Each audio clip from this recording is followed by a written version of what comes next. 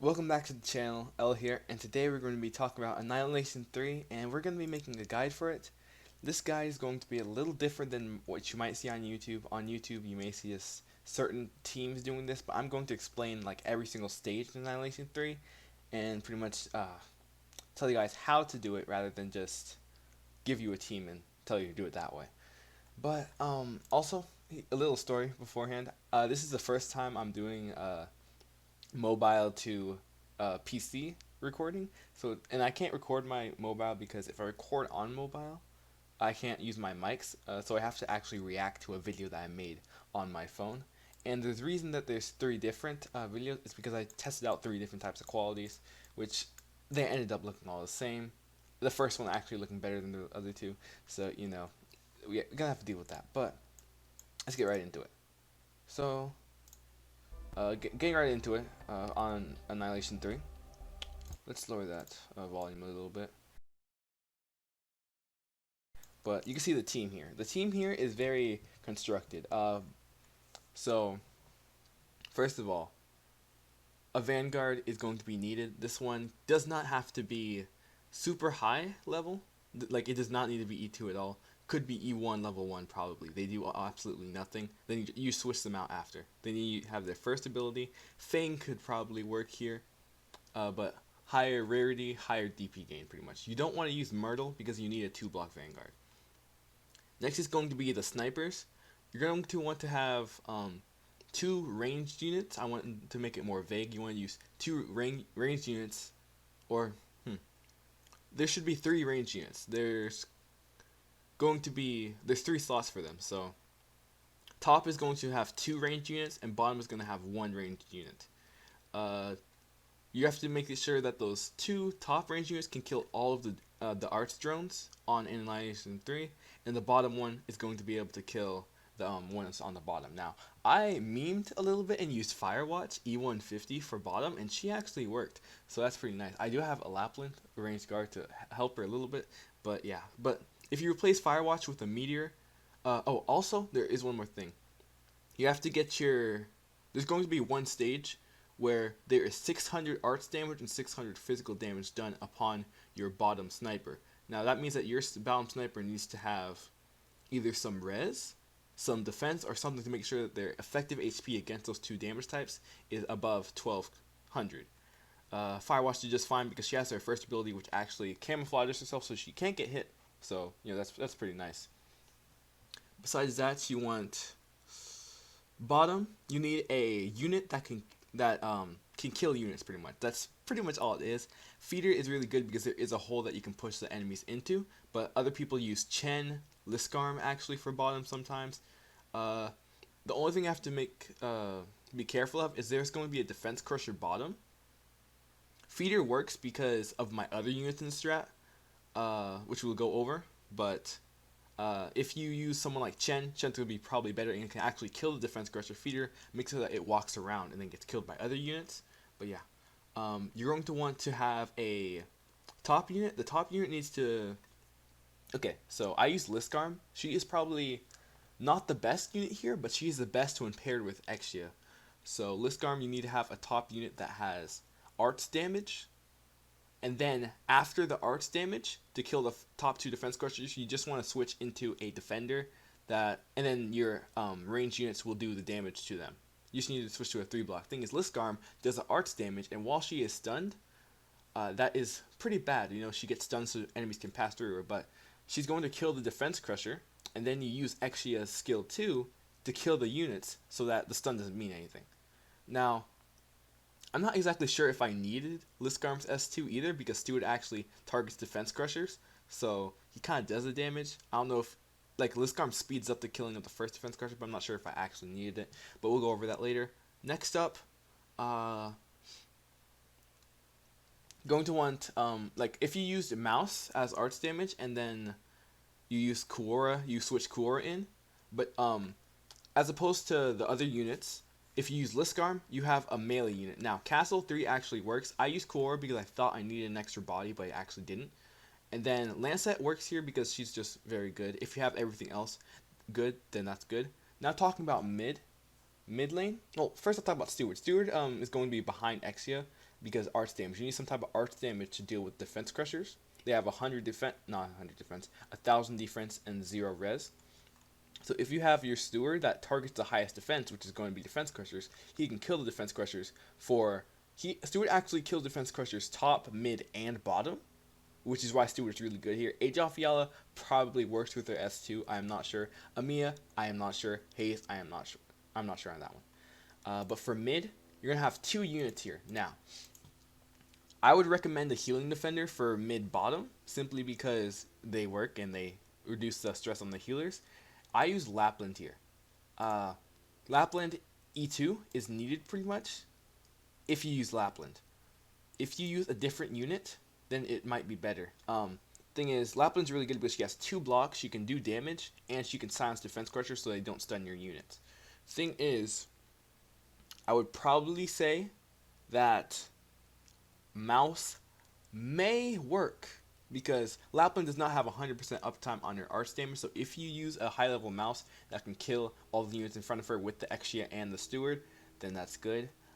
If you use a different unit, Exia probably is the best one for this since she can cast her S2 and have 2 block whenever she wants to and does arts damage naturally, but you just need a unit that can deal damage to make sure that the defense crushers mid and bottom gets killed in due time without stunning the units and letting units pass.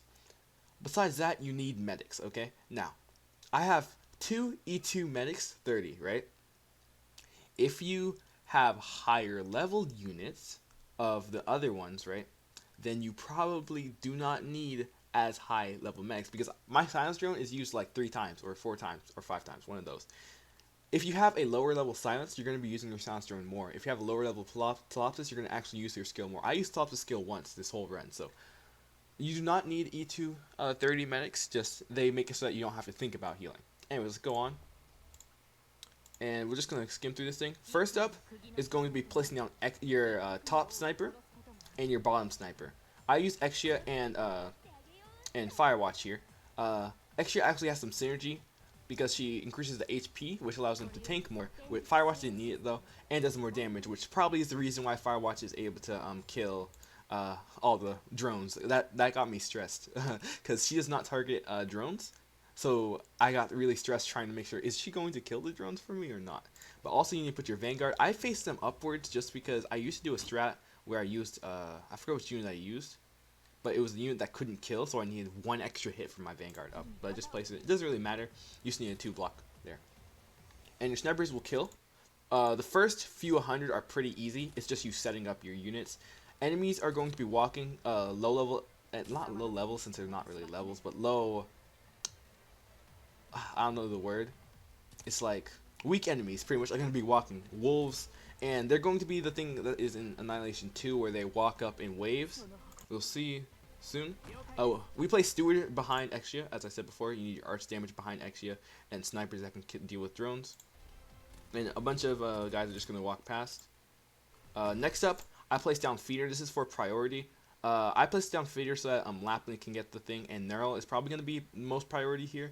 And Liskarm is there after, but that's later on. But I highlight her skill because you need to use... Did I just... Oh god, I skipped. Oof. You're gonna want Feeder with her S2 so that she can actually do a big push. Though if you do have S1 M3, that actually works better than S2 because it's auto. And once you get that, bottom is pretty much just safe, right? But as I said, there's gonna be a bunch of waves of enemies here that are just gonna stand there and give you time for your Vanguards to give you DP. Besides that, just weak enemies. Next up, I believe I'm placing down Lapland here. I had to think a little bit because I was like, Since I used Firewatch, I was like, things might be a little bit different, but it really wasn't. But I placed Lapland face the right. Lapland there. And after that, we place Liskarm. You want to place her that way simply because you want Exia to, well, it depends on what you use top, right? Exia will prioritize the block in front of Liskarm if you place her back. If you place her front, she will... I believe she prioritizes Lapland square. I'm not sure on that actually, but it's just guaranteed there. Plus it gives more time for the defense crusher to walk. That's another thing. You can place your Lapland and Siege backwards so that Steward like if you place if you use a different unit like a statue, you might want to place them backwards so that they can actually Steward can do more damage to defense crushers coming mid. Thing is, the defense crusher coming bottom goes around and might actually stun your mid bottom unit, but I'm not sure on that one. But you just place more units, and after that you just place your medics. You want a single target? No. Yeah, for this strat, a single target sniper would be needed for top, and then for bottom, AoE sniper, not AoE sniper, medic. Single target medic and AoE medic is needed there. And then you just kind of go on. This jetpack guys that are pretty weak, and everything was pretty much a snooze fest. And then I paused it because I wanted to be like, let me try out different settings for quality, because you know it's the first time me doing this. Second video, at the same place. The quality might have dropped. I'm pretty sure it dropped because I was testing out different aspect ratios. This one's 720p. The other one was like 1560x 720p. So yeah, whatever. That's a bunch of lingo. But yeah, just a bunch of enemies here. Enemies don't get strong until 112. Not 112. Kill enemies. It's 119. Whenever these invisible enemies come, there's going to be a whole wave of invisible enemies. The lurkers are really easy. They just die. But the thing is, the casters you have to be kind of cautious of because they do high arc damage. And they're going to be prioritizing your feeder. They do prioritize your single target sniper first, but your healer should be able to do that. But they'll prioritize Lapland and then feeder, in which first one does not matter. For bottom, I like to push this unit here, and then for the next wave, so there's one mid and one bottom, right, for the first wave. Then the second wave, a bunch of lurkers that die instantaneously, and then you'll see there's going to be one top. I don't know if there was one top before, but it really wasn't a problem. But I use this skill. Do I? Yes, I use it just to tank a little bit.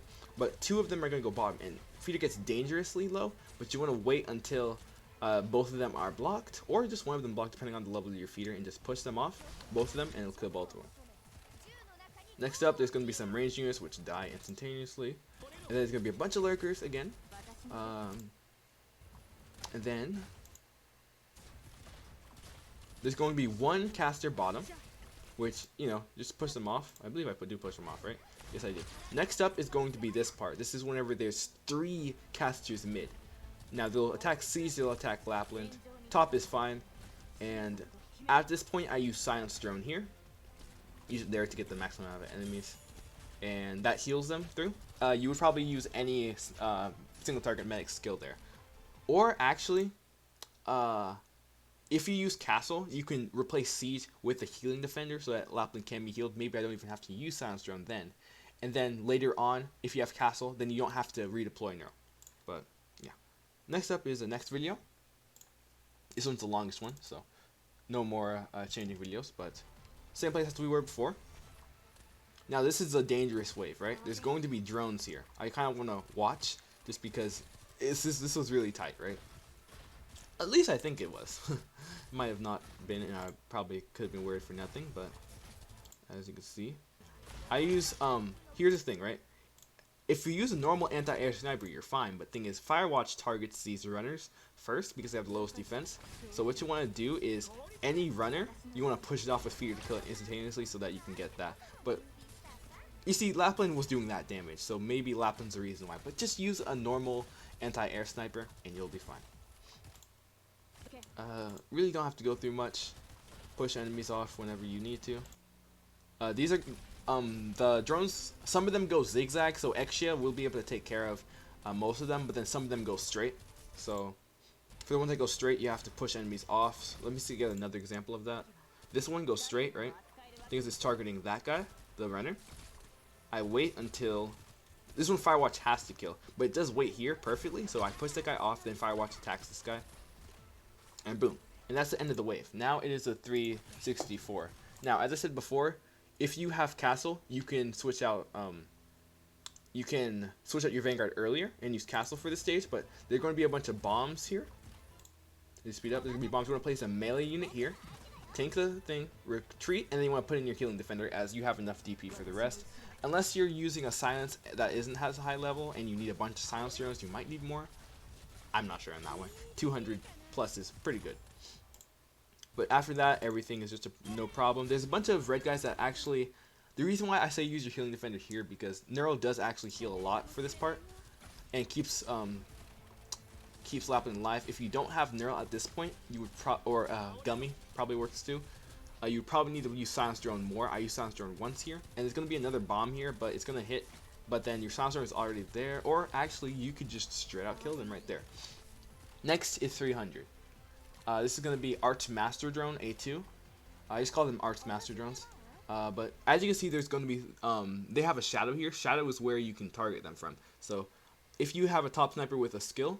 Like Exia, she does decent consistent damage, but isn't as high as like someone like Blue Poison or Platinum with their infinite duration skill. So you want to cast the skill whenever the shadow hits there, and you'll be able to hit it as soon as possible.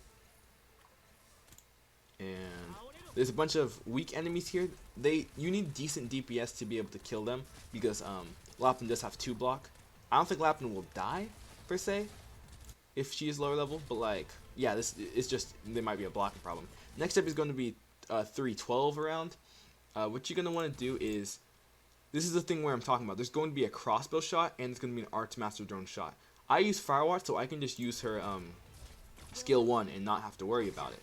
But see this, there's a shot and then that, as you saw from there, let's try to get that picture perfect, right? I didn't get picture perfect, but there was a crossbow shot. It went through Firewatch into Telopsis and then the Arch Master Drone shot feeder. If this was like a E150 Jessica, she would get 1 shot. Unless she casts her second skill, which there's a chance that she can survive, but that's RNG and you don't want that in your Annihilation. But if it was an E1, actually, I'm pretty sure it's an E151 Jessica can actually tank it with a little bit. At full HP, you would probably need to cast your medic skill there to worry with that one. If you use one, but she should be able to kill this one relatively easy. And after that, it's pretty much just melee units and do enough DPS to kill them. Do I use my skill here? No, I don't. But here, next up at 340 is whenever there's going to be 2 Archmaster drones. But the crossbow isn't exactly synced in anything, so it's not like you're going to get 1 shot by anything. Though I believe top here is actually more dangerous than bottom. It was more dangerous than bottom this time. It isn't lethal though. After this, there's going to be a bunch of Junkmen and Butchers. You want to use Feeder to push off the Junkmen, and mid should be needs to do enough damage to kill all the and enough healing to survive the Butchers and the Junkmen. Push off again and kill these guys. Next up is going to be what's known as the hardest, but I will say in this run, the 200 wave was the hardest for me because I'm using Firewatch. If you use your anti-air sniper, you should have really no problems with a strat like this. So after this Junkman dies, this is going to be the part where there's going to be defense crushers, there's going to be mages, and there's going to be arch drones here in a wave here. Now, depending on your units, you could use a meteorite and kill some of them if they're high level. You could use a blue poison and kill them if they're high level, but this is what you do if you don't have those type of units. The only really big units I have here are Lapland and Exia, though you can probably replace them with some different units. So as you see, Firewatch actually targets the arts casters leaders, I guess. And actually, no, she targets the drones first and then the leader. Only one of them, but that's pretty good use of Firewatch here, though. Besides that, what's going to happen is first the top defense crushers are going to walk. Now, depending on the unit you're using, you need to cast your skill whenever they're in range. If you use Midnight, probably right here would be something. If you use Liskarm, the second block here. If you use Mouse or Astegia, the one in front. But as you see, I use Liskarm, so what I do is I cast a skill here. But the thing is, Steward targets the thing and does lots of arch damage, so actually, I'm not sure if I actually needed it.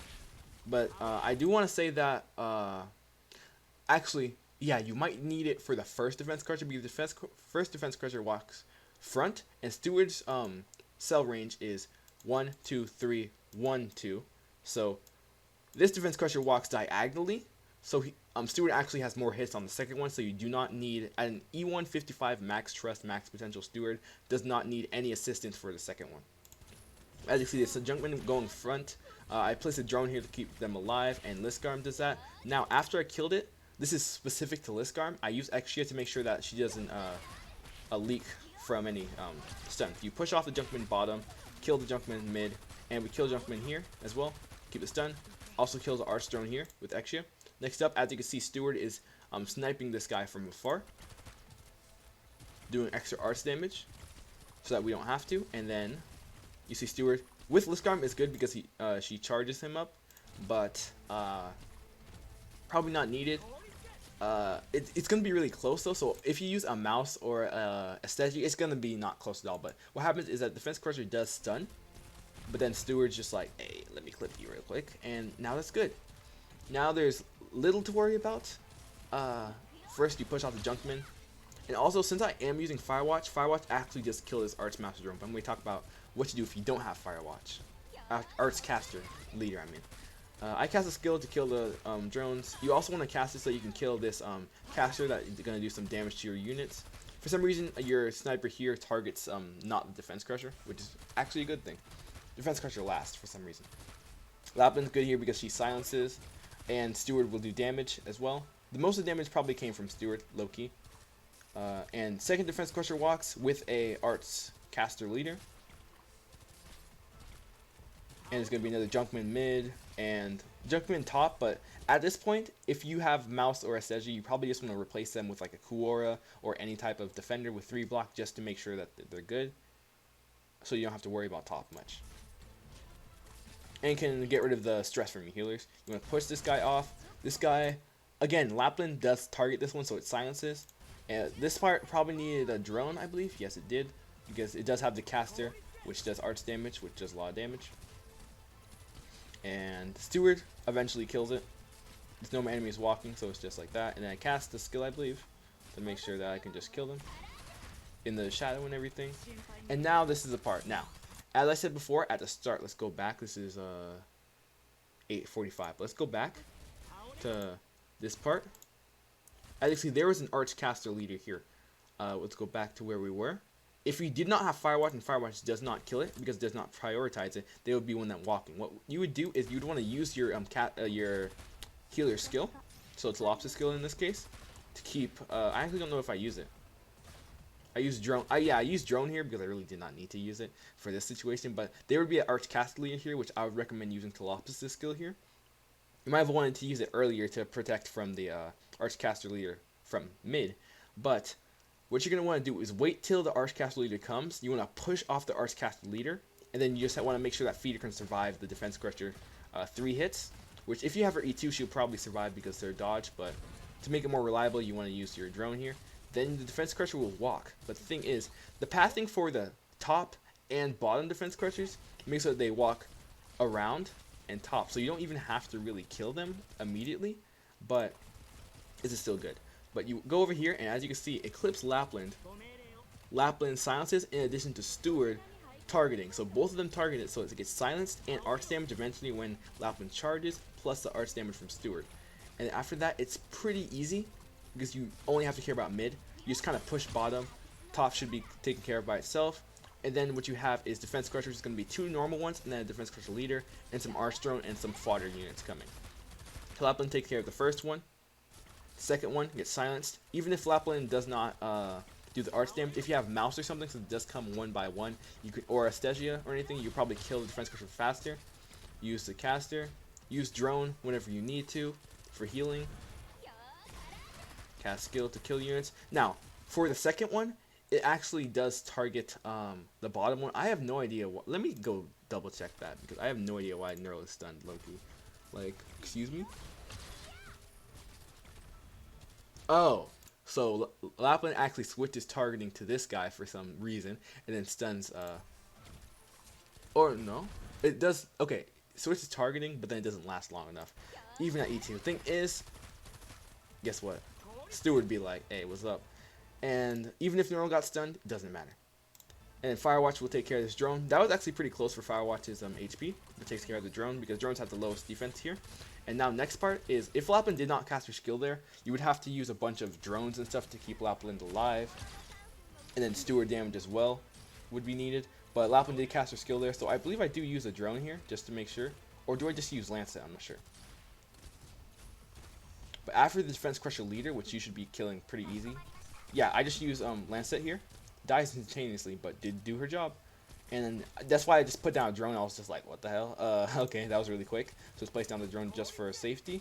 This isn't my auto, by the way. My auto, I need to fix it up a little bit, but I'm just going to wait until reset, because this is before reset, so I'm actually full on the random cap. So also, this last drone here, we do enough damage to it, and then I believe I placed drone here because, you know, why not? I have so much DP right now, but I do this, and then I pause it just because we're done with this. So this is Annihilation 3.